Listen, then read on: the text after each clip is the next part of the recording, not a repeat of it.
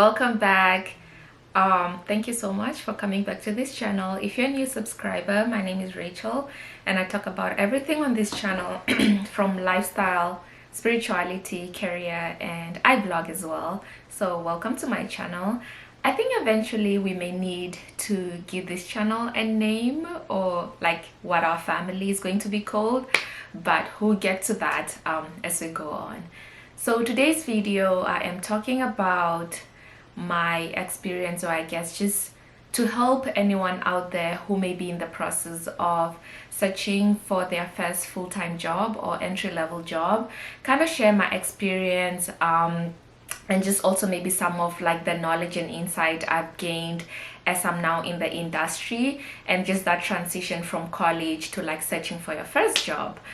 And just a disclaimer that I am not a recruiter or an advisor in that kind of field. This is just solely based on my experience and what I've seen, what I've heard from conversations, and just also now being in the industry, some of the things that I will say people look out for when they look for their first time job. So yeah, let's get into it. So the first thing that I'm going to be reading from my phone because I have points written down, but one important thing that you need to consider is really the industry that you want to be a part of. I know this is something that a lot of people don't really think about, but I think for people that are going to be in the corporate world, I think the biggest thing is like, where do you want to transfer your skills or qualifications? For actuaries, when you think about insurance, is it life insurance, property and casualty, health insurance? Do you want to be in consulting and kind of like do this stuff? Do you want to be in banking? Like, what is the industry that you want to be a part of? I think this is like the bigger question that you should ask yourself before you even start applying for jobs, because that's gonna direct you to the companies in those specific industries. Sometimes you don't have a lot of knowledge on what specific industries offer, maybe just like a high level overview of what they do, but not like the details. So you also want to think about, do you want to be more involved in like health insurance? Are you passionate about healthcare? Do you want to do life insurance? Are you passionate about like financial protection of families? And sometimes you want to fill a gap as well, right? Maybe you don't have the strengths in property and casualty, and it's something that you are really curious about and you just want to try out the industry. That's also something to consider. But ultimately, you want to choose an industry or two. You don't have to stick to one, or there could be just that industry that you don't want to get into, so you can take out that industry in your application process and just consider on others. So size of the company that you want to be a part of. I think size of a company also determines a lot. But when you think about your first time job, right, you think about a lot of things. It's just not like, oh, how much are they gonna pay me or whatever. You think about, what do you want to develop, is this company even aligned with what you're really looking for? Because even if you get the industry that you want to be in, maybe not every company in that industry will offer you what you are looking for or what you value or what you prefer. The point of like actuarial candidates, you want to think about like the size of the company, in a sense that is ultimately also going to help you with your progress in your career. So you want to look at, each of them has their own pros and cons, but you also want to look at, do they have developmental programs that will assist you through your early career life? Do they have certain aspects that they focus on in their programs that you want to pursue? Like, do they value like volunteerism? Do they value like community service, if you are into that kind of thing? How do they value their early career candidates, for example?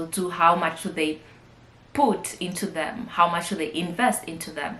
Not just in terms of monetary value, but emotional and moral support as well. So this is definitely something that you should consider when it comes to big or small companies, because sometimes the size of the company determines those aspects. You also want to look at study hours. Does the company offer study hours for those that are still taking exams? And then you also, for those maybe that are outside of the actuarial career, you can consider stuff like, do they give some sort of support or financial resources when you want to further your education? What kind of support do they offer? Because I think that also has a lot to do with the size of the company. Sometimes not really, but most of the times it does. And that takes us to the third point, which is also roles in the company. Like, what kind of roles do you want to be exposed to early on in your career? Like, how easy is it to get to those roles? Like, do you need to be working there for 4 years before you could be promoted? Do you need to be working there for a year or two before you could be promoted? Like, what's the structure of the promotions, and even just the accessibility to certain roles? Do they have the availability to certain roles that you are interested in? For example, some people in the actuarial science field may be more interested in maybe the data science aspect, or maybe more interested in the mathematical aspect, or even just the business side of stuff. And so you want to look at the company that you are applying to, if they will offer you an opportunity to like gain experience in those areas, because actuarial science is broad. So if you want to be very specific, you may also want to consider like what roles are available in that company that you can have access. So how's the culture of the company? How do people engage with each other? How do they see concepts like professionalism? How do we get together to celebrate each other's achievements? How do we get together to motivate each other in our failures? And I think especially in the career of actuarial science, that's important, because you have to work your full-time job, but you also take exams to get your qualifications, and that process can be a lot for a lot of people. And during that time, I think that you need colleagues who you can relate with, and also colleagues that encourage you to continue going. Not just your colleagues, who also be your manager, your boss, can be your program director if you're considering a company with a developmental program. So I think those things are important to consider. The culture of the company. If you are maybe a person who's not into like dressing up every day, going to work, like how's the dress code at the company? Are they very strict and particular about how you should do it? Obviously there are clothes you go with to work, but I think some companies are more like liberal with such kind of stuff. But you also just look at like the liberty to be yourself. I know when some people think about culture, they're like, yeah, get somewhere you can fit in, but you don't have to go into a space and your expectation is that I need to fit in, because you realize that there are other stuff that you may not be able to fit in, and that can be like detrimental or daunting on you. So you also need to look for, are you looking for a space where maybe you may not fit in, but it enables you to create a safe space where you can create your own culture? So that's something to consider as well, because maybe some companies may not give you that privilege where you can be yourself or create your own culture that may be different from what has been existing there. So if that's a big deal to you, definitely consider it. And guys, like I said earlier on, the people make up the culture. And for me, I think that's a big deal. I want to consider what kind of people this company is likely to recruit. Because when you go into these interviews as well, it's just not you trying to get this job and them trying to get to know you. Is also you trying to get to know the company and the kind of people that are at that company. Is this company gonna be somewhere that you want to be at, either short term or long term? So I think these are stuff to consider, because when you go into these interviews, you also want to make sure you are asking the right kind of questions, and you are keeping at the back of your mind that this is a two-way interview where you are also trying to see if this company's culture is what you are looking for. The thing that you also consider could be location. I'm speaking specifically maybe to people in the US here, but I think location can be a big deal to a lot of people. I think for a lot of us, when we came to college, we didn't think a lot about location because we really just wanted to pursue our education, get our degrees, or maybe go to a school that offers what we want, right?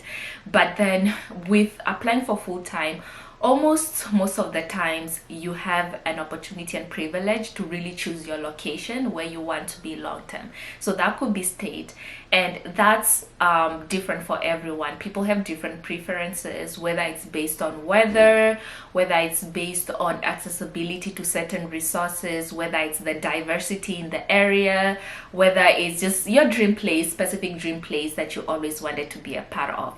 So I highly recommend that you consider location. For a lot of bigger companies, I'll say they have various locations, so that's already good, and they give you a preference to choose what location you want to be a part of. But there are also smaller companies. If you want to be in a small company, you may want to consider where this company is located in, just to make your search easier, and I guess also just for you not to be miserable if you end up getting this job that meets all the needs, but the location is not what you want, or it's not even something that you see, it's not somewhere that you see yourself living in. So I think that can really be a deal breaker for a lot of people. So considering location is a good strategy. Last but not least is compensation and benefits. I think that for a lot of people, especially now with like inflation and like all the things going on in the world, a lot of people want to feel have the financial security. And so when you look for your first job, yes, I know it gets tough sometimes with competition, and especially with these entry-level jobs, but I think one thing to consider is also compensation, and just in a way also knowing your worth. I think sometimes, speaking even from a point of experience as an international student, there was a time, especially when I think I was searching for internships, that I felt like I needed to settle for whatever job I get because I'm an international student. But also, I just want to remind you guys that certain things like compensation are important to get you through where you will be, especially if you be in a city where it's expensive to live, and life is just expensive nowadays. So I think it's important that you consider those kind of aspects as well. And when I'm talking about compensation, I'm not even just thinking of base salary. I'm thinking of other stuff that could come into play, like bonuses, how much maybe even PTO do they give you, paid time off do they give you. For some of us who also have homes outside of the US, want to visit our families, how much time can they give you, how open are they to be flexible. So that's an important aspect. And also benefits, right? Do they offer health insurance? How's their health insurance? Do they offer retirement benefits, 401k, and all these contributions? Like, how is that? How are the benefits that they are offering you?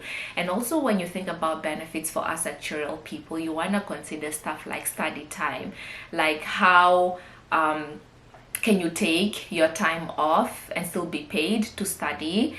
And you also want to think about exam races as well. When you pass specific exams, how much do they pay you when you pass a specific exam?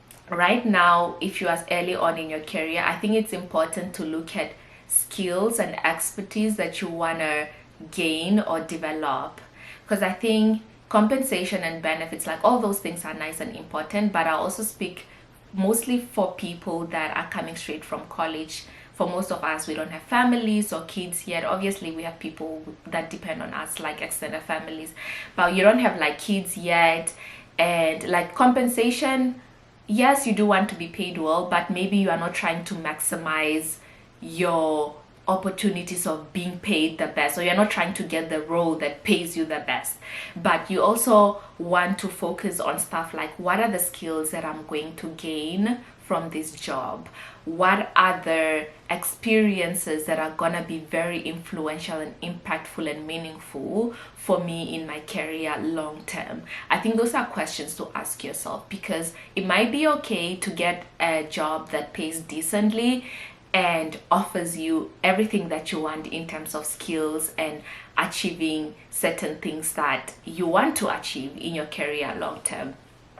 And you may also want to consider stuff like just a peace of mind. Do you think the job you are going to do is gonna offer you a peace of mind, even if it's finding value in what you're doing or the people that you are working with? So definitely don't be too caught up in trying to maximize your opportunities to be paid the best or well when you are early on in your career, but rather focus on what skills, what experiences, what impacts am I going to make or am I going to get from this role and career. And sometimes maybe you have done internships where you have gained specific skills and experiences. So also think about what are the areas where I need development. You don't always need to follow stuff that strengthen your strengths. You can also follow stuff that help you fill the gaps in your weaknesses, and that's something to consider early on in your career, while you are still able to compromise on certain things such as not having the higher salary. Just one thing to add as well, I think in the current world with remote work and flexible employees, I think that people should also consider this kind of stuff. Now a lot of people are moving away from like a rigid way of working, where like be in the office 5 days a week. I think a lot of companies are more towards now like flexible working, come in the office when you need to, full presence. So I think that it's important you consider those stuff. If you are more of a person where you rather just do fully remote, then definitely consider remote work. If you're more of a person where you want to be in the office 5 days a week, consider flexible and in office presence. So those are all aspects. Obviously each has their pros and cons. I'm not going to talk about, you know, why you should prefer remote or why you should prefer in office. To me, I think they all have their pros and cons, and I would prefer to be in an environment where I can do both. I can work home when I want to or when I have to, and I can go in the office when I have to, or go in the office when I think that today I need to go in the office and I need to engage with my colleagues and people. So definitely that's something that's worth it. Yeah, thank you guys for watching. Appreciate it. If you have been in this career or maybe just in this journey as well, feel free to put down any comments of what you recommend or advise people to look out for when searching for their full-time job. But as for me, that's my experience and that's what I've learned, even just now being in the industry and like starting almost 2 years now in this industry. And when I first started, some of the things that I looked out for, some of the things my mentors helped me look out for and advised me to consider as I was searching for my full-time or entry-level job. So thank you for coming to this career development talk on my channel, and I hope to do more of this. So let me know if you would like to see more of this, and I'll be happy to continue sharing my experiences. Thank you and see you next time.